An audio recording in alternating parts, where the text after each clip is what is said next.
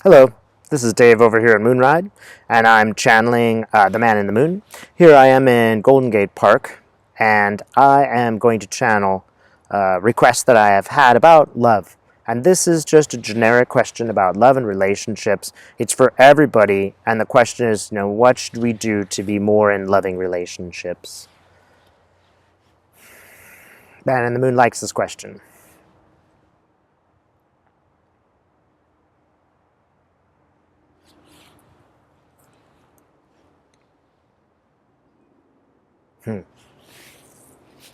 Well, I definitely see, arrows loves arrows.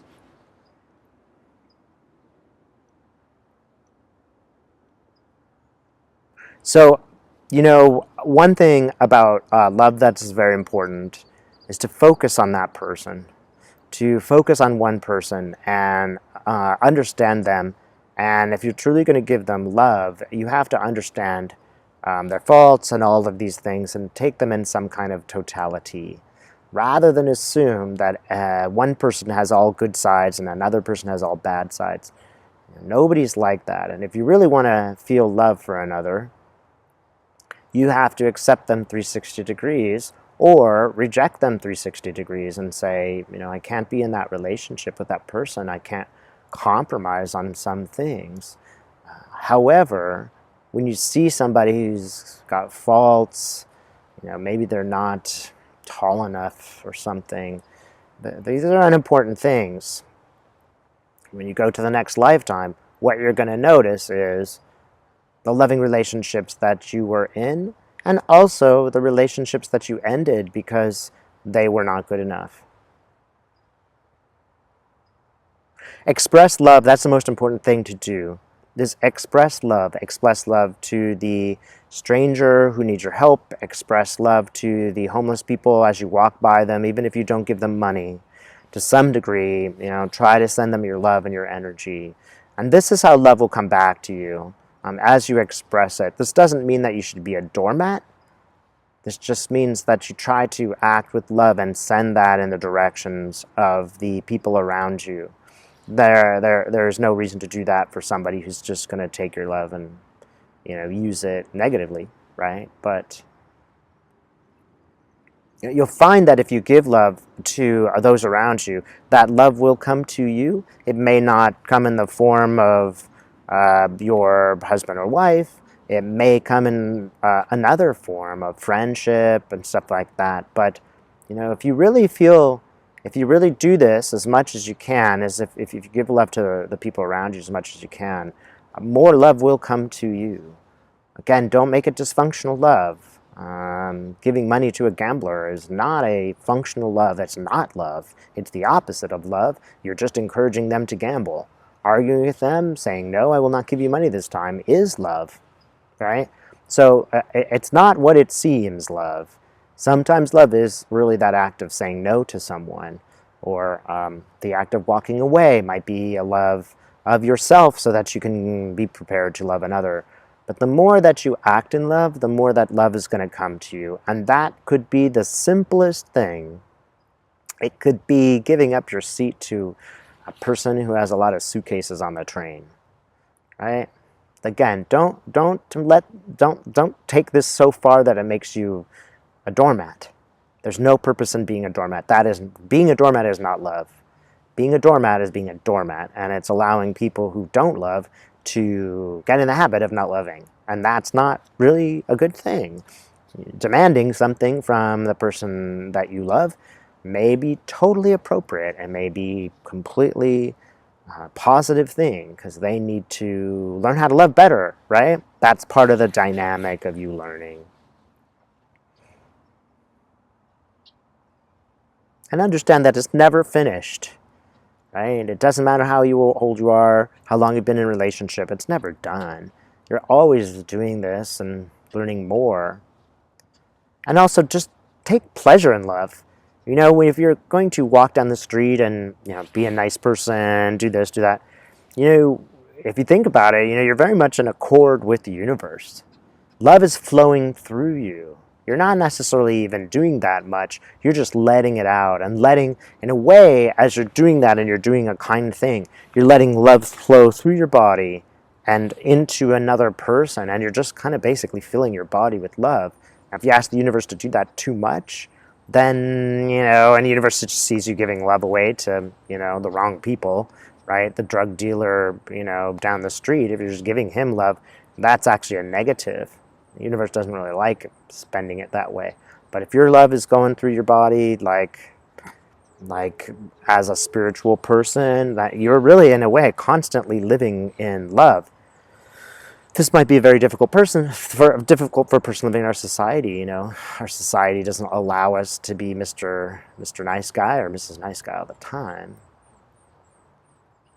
So there might be limits to how you can do this, right? That's totally understandable. It might be that between 9 and 5, you can't really be that loving of a person. Or maybe the love that you give is not really obvious, because let's say that you're a police person arresting people all day. That might not seem like an act of love, but it might be an act of incredible love. You might be saving people's lives. You might be taking children out of dangerous situations. So it also might seem like you're not doing this thing. You're not like acting in love, but you are. Give yourself a little bit of credit. Check yourself. You need to make sure that it's not your ego, but you might be doing these things of love all the time, and the fact that you don't recognize that you're doing it is killing you. That's what's making you exhausted, right? You don't recognize that you're acting in love, and maybe you don't save enough for yourself. Firefighters have the second highest rate of suicide, right? They're trying to help people all day long and sometimes failing, and they think to themselves what they did wrong. Now, that's obviously totally counterproductive. There's no way you can love somebody if you're not in a good relationship with yourself, and that means, putting some limits on what you can affect and what you can do. If you put your space in line with the universe and in line with love, great things will just happen to you. And we would recommend that in the morning you spend a couple of minutes just getting there, finding a place where you feel like you're in a good space, where you're feeling like in love, setting the intention to do things with love all day long. And then at the end of the day to say, what worked, what didn't, and to give yourself a lot of credit. And realize that you might not know how well your love worked. It should be more in an internal, well, how do I feel about this? Do I feel better now today than I did yesterday? And practice this. This is sort of, it's almost like a magic wand. And think of love as like your magic wand. Think of yourself as like, in school with Harry Potter, learning how to do magic, because that's really what love is. It's a magic ability to transform anything, right? Think about Christ's crucifixion, whether you believe that's literal or figurative, even that can be transformed to a message of love. That's the nature of that image. It's the nature of the contradiction, that anything can be made into love. One might ask, well, was Christ dysfunctional, letting himself do that? One might argue that. One also might respond that, that was his intention, was to show others this. Now, it does not matter whether you believe in Christ as an actual person or whether you believe that Christ did, this is just a symbol. Don't worry too much over that. Think about this, because it really doesn't matter whether it's a symbol or not. It matters the act, and the act is transforming something, in this case, for both yourself and all of those around you. And do not get caught in the trap of thinking that I must always act like Christ. That was important at that moment, but it is not something that we need to do every single day. That's our role is not to become Christ. Our role is our role, and others, around us, ourselves, we all have a role and things we're supposed to learn in this lifetime.